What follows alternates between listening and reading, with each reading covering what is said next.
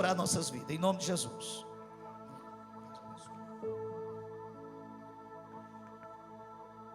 Glória a Deus, amada igreja, cumprimento a todos com a paz do Senhor.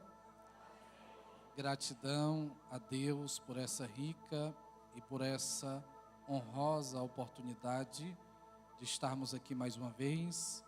Estive pregando no primeiro dia do ano aqui, na abertura dos 12 dias de propósito, e retornando mais uma vez, agradecendo o carinho e a confiança do nosso amigo, pastor Carlinhos, amigo de longos anos já, né?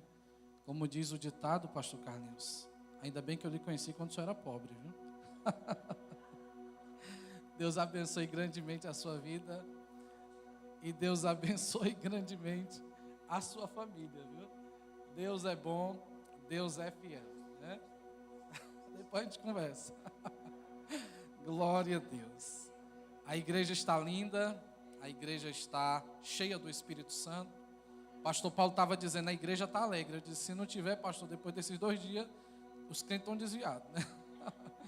Mas, graças a Deus, a igreja está navegando no oceano do Espírito Santo.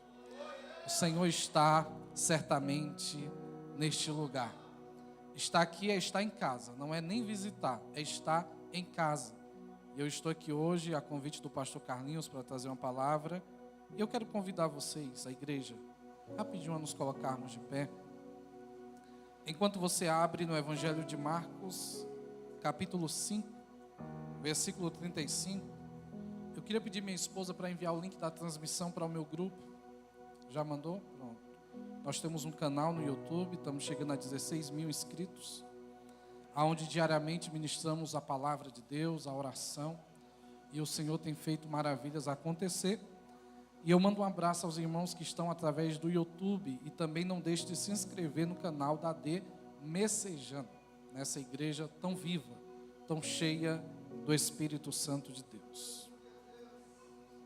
Marcos capítulo de número 5, versículo de número 35, diz assim: falava ele ainda, quando chegaram alguns da casa do chefe da sinagoga, a quem disseram, tua filha já morreu, porque ainda incomodas o mestre. Amém?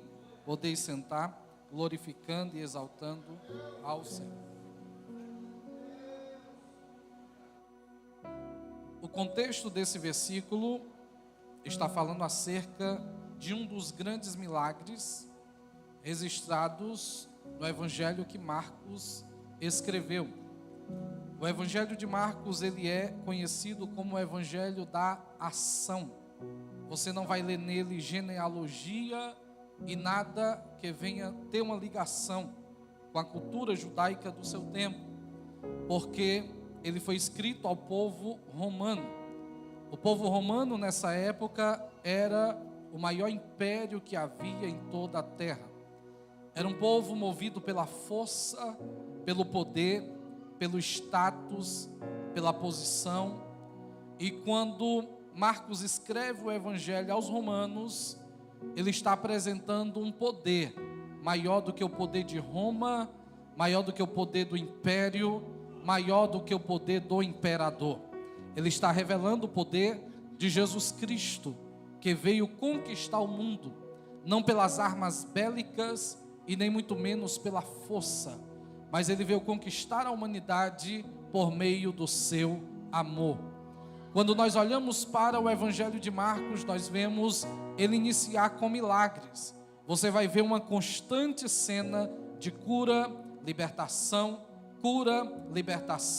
e principalmente do final do capítulo 4 para o capítulo 5, você vê Jesus acalmando uma tempestade, passando o mar da Galileia para ir para a região de Gadara, libertar um homem terrivelmente endemoniado. Quando Jesus termina de libertar o homem na região de Gadara, Jesus volta novamente para a região da Galileia, e quando ele retorna para a região da Galileia, a Bíblia diz que um homem por nome Jairo, um dos principais da sinagoga, ele corre desesperadamente atrás de Jesus. E a Bíblia diz que, vendo ele a Jesus, prostrou-se aos seus pés. E no versículo de número 23 vai dizer que ele insistentemente lhe suplicou, dizendo: a minha filhinha está à beira da morte. Vem, impõe as mãos sobre ela, para que ela seja salva, e então ela viverá. Versículo 24, o texto vai dizer: e Jesus foi com ele. Observe que Jairo era um homem entendido. Ele era um dos principais da sinagoga. Para ser um dos principais da sinagoga, era um homem estudado. Era um homem que entendia a lei de Moisés. Era um homem que entendia os preceitos da lei. Era um homem que entendia a religião do seu tempo. Era um homem que conhecia a Deus, nem que fosse no mínimo pela questão teórica do seu conhecimento. Jairo era alguém que lia e estudava acerca de Deus, compartilhava o conhecimento de Deus na sinagoga, mas agora ele está com uma grave situação dentro da sua casa. Jairo, embora seja um homem de fé, embora seja um homem religioso, embora seja um homem que participa da liturgia sagrada, ele está indo em busca de Jesus, mas ele está deixando um grave problema em casa. A sua filha está muito doente, e o texto vai dizer, à beira da morte. A situação da filha de Jairo era uma situação extremamente grave. Era ele correndo atrás de Jesus e a sua filha à beira da morte. Nós não entendemos muitas situações na nossa vida, mas o retrato de Jairo representa muitos de nós que antes de vir para cá, preparamos a melhor roupa, colocamos o melhor perfume, dizendo: eu vou para o culto, eu vou para a casa de Deus, porque eu vou adorar a Deus, porque eu vou sentir a presença de Deus. Mas só Deus e você sabe o que está te esperando em casa. Só Deus e você sabe qual é a gravidade do problema que está lá. Só Deus e você sabe a dívida que tem para pagar na segunda-feira e você até hoje não tem o dinheiro para pagar. Só Deus e você sabe a situação que o homem já chegou a dizer: não tem jeito, não há saída, e você está aqui hoje mesmo com esse problema em casa, dizendo: eu vou buscar a Jesus Cristo de Nazaré. Bendito seja o nome do Senhor. Jairo tinha um grande problema, mas ficar em casa com problema jamais resolverá o problema. Se há problema, eu preciso correr atrás de solução. E ele entende, Jesus está vindo da região de Gadara, e ele vai passar novamente pela região da Galileia. Então eu vou correr atrás de quem tem uma solução, eu vou atrás de quem pode resolver. Jairo sai da sua casa, ou sai da sinagoga, e corre apressadamente. Quando ele lança o apelo a Jesus, ele diz: Senhor, tem misericórdia, a minha filhinha está quase morrendo. Jesus disse: eu vou lá. E Jesus foi com ele. Só que o que acontece aqui é que a Bíblia vai dizer que enquanto Jairo está caminhando com Jesus, uma mulher que havia 12 anos, que sofria de um fluxo de sangue, ela padecia 12 anos com essa gravidade. Ela foi por entre a multidão que acompanhava Jesus e Jairo para a casa de Jairo. A Bíblia vai dizer que essa mulher, ela entra por entre a multidão, toca por trás da orla de Jesus e ela sente no seu corpo estar curada. Jesus vê a multidão afluindo, mas ele pergunta, mesmo sabendo quem era: quem me tocou? Jesus olha para aquela mulher, Jesus se compadece daquela mulher, e Jesus começa a deixar de dar atenção a Jairo e dá agora atenção à mulher que havia 12 anos que sofria de um fluxo de sangue. O tempo era muito precioso nesse momento, porque enquanto Jesus estava dando atenção à mulher do fluxo de sangue, a Bíblia vai dizer que na mesma hora que Jesus conversa com ela, a filha de Jairo morre.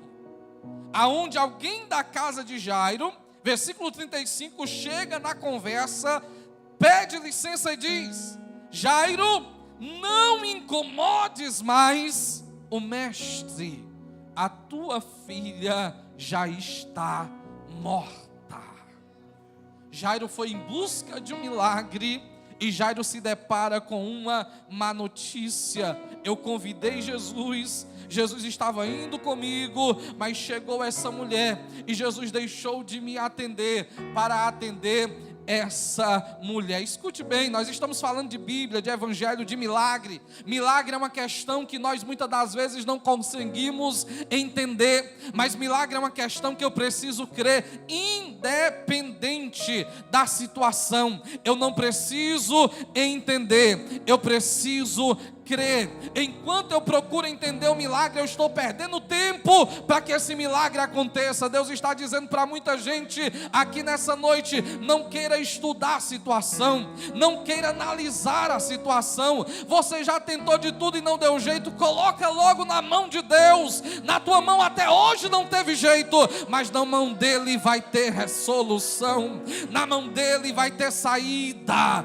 na mão dele vai ter resposta. Tem crente que até hoje está questionando, perguntando, indagando, quando Jesus está dizendo para você: apenas creia. Eu gosto do Evangelho porque ele não vai burocratizar o milagre, ele vai simplificar. Se fosse alguém, iria dificultar, mas o Evangelho vai simplificar. Não precisa de muita coisa, crê somente. Não precisa de muita coisa, Marta. Se você crer, você verá a glória de Deus. O Senhor não está pedindo nada mais de você nessa noite, a não ser que você creia que, independente dessa impossibilidade, Ele pode fazer um milagre acontecer na sua vida.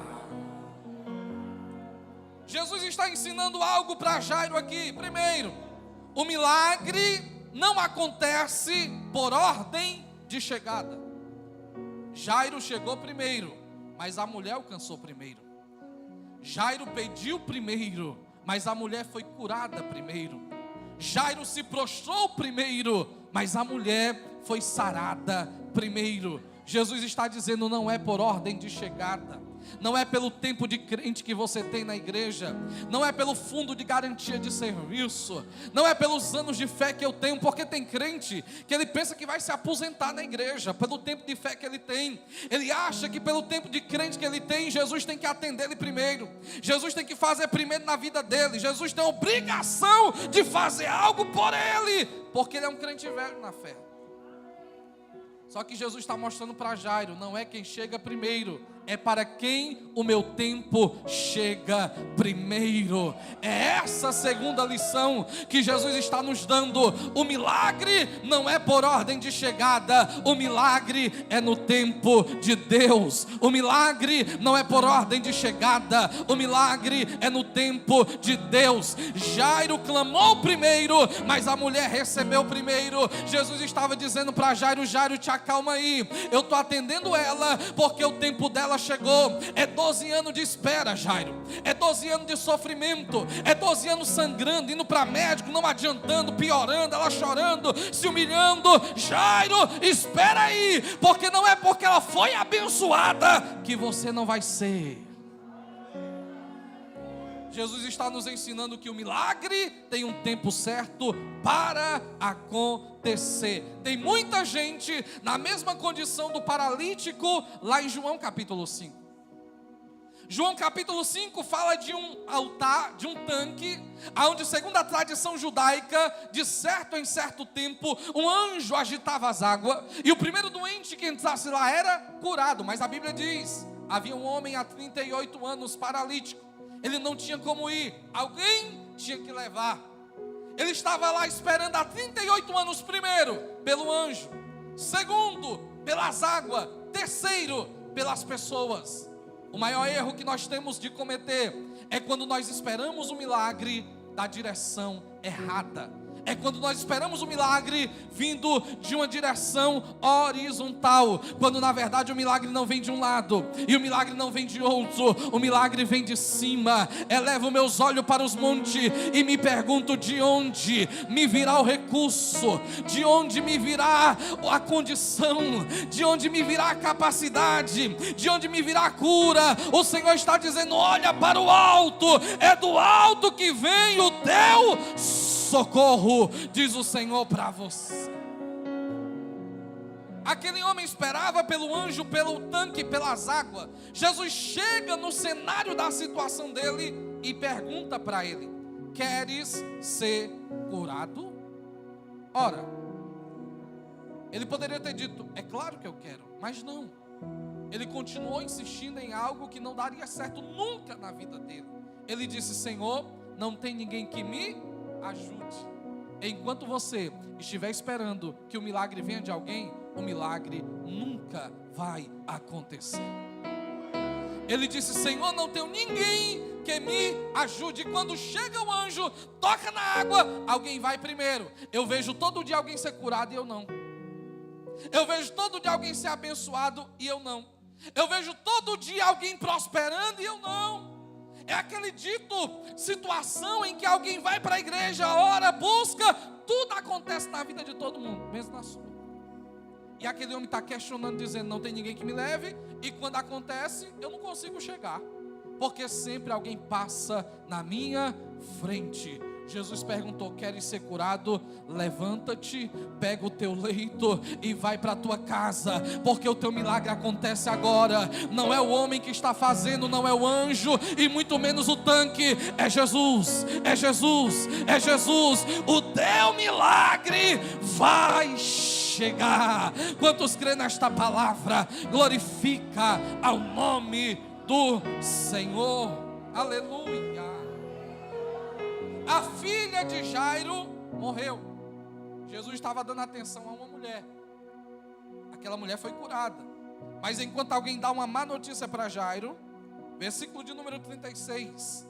Mas Jesus, ignorando tais palavras, disse ao chefe da sinagoga: não temas, crê somente.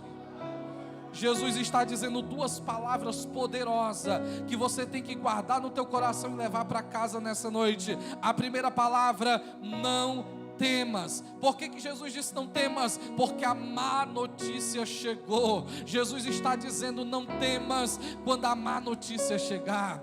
Jesus está dizendo: não temas quando alguém te desenganar. Não temas quando alguém disser: não há jeito para o teu problema, não há solução para o que você está passando. Jesus está dizendo: não temas, porque aquilo que é impossível aos homens, a Deus todas as coisas são possíveis. Não temas quer dizer: confia em Deus, ainda que tudo diga que não. Porque quando se trata de milagre, preste atenção, Deus, em primeiro lugar, não precisa de facilidade. Deus não precisa de facilidade. Se você pedir um milagre a Deus, pode esperar. Amanhã tudo tende a piorar. Porque milagre não acontece no campo da facilidade. Milagre acontece no campo da impossibilidade. Se você orar hoje à noite dizendo: Senhor, amanhã abre uma porta para mim, você vai ver todas as portas fechadas. Deus quer ver o que é que você acredita. Se é nas portas que estão fechadas, ou se é no Deus que abre a porta e ninguém pode fechar.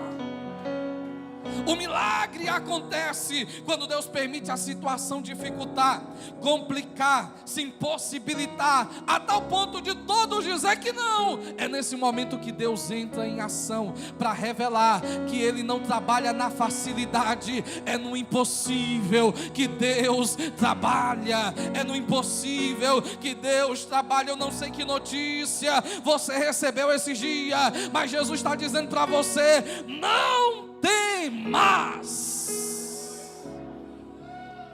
A segunda coisa que Jesus disse para Jairo: crê somente. Jesus não disse: paga, Jairo, que eu vou atender você primeiro. Não, porque ninguém paga milagre, ninguém compra a cura, ninguém compra a vitória. Jesus está dizendo: creia, assim que o momento chegar, eu vou entrar na tua casa, Jairo. E a Bíblia diz que o momento chegou. Jesus chegou na casa de Jairo. A Bíblia diz, versículo 37, contudo não permitiu que alguém o acompanhasse, senão Pedro, Tiago e João? Por que Jesus não permitiu outras pessoas acompanhar? Porque Jesus levou Pedro, Tiago e João? Porque apenas Pedro, Tiago e João estavam alinhados com a mesma visão de Jesus, que aquela menina haveria de ressuscitar. Jesus está te ensinando: ande com pessoas que ajudem você a ter fé, a acreditar, a confiar. Se afasta de pessoa negativa, se afasta de pessoa pessimista, sai de perto de pessoa que só vê problema, porque Deus é Deus de solução. Bendito seja o nome do Senhor.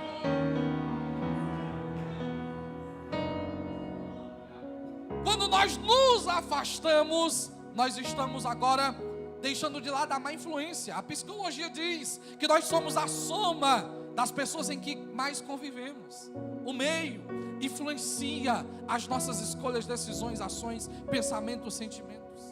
Precisamos nos afastar. Jesus primeiro leva Pedro, Tiago e João. Anda com pessoas que compactuam da tua mesma fé. A pior coisa é você andar com alguém que você diz algo e a pessoa diz: não vai dar certo. A pior coisa que você tem é andar com alguém que você compartilha o sonho e ela vai dizer: não vai acontecer, eu tentei, não aconteceu comigo. Não aconteceu contigo, mas na tua vida vai acontecer, porque o teu Deus é Deus que realiza, é Deus que faz, é Deus que estabelece. Bendito seja o nome do Senhor.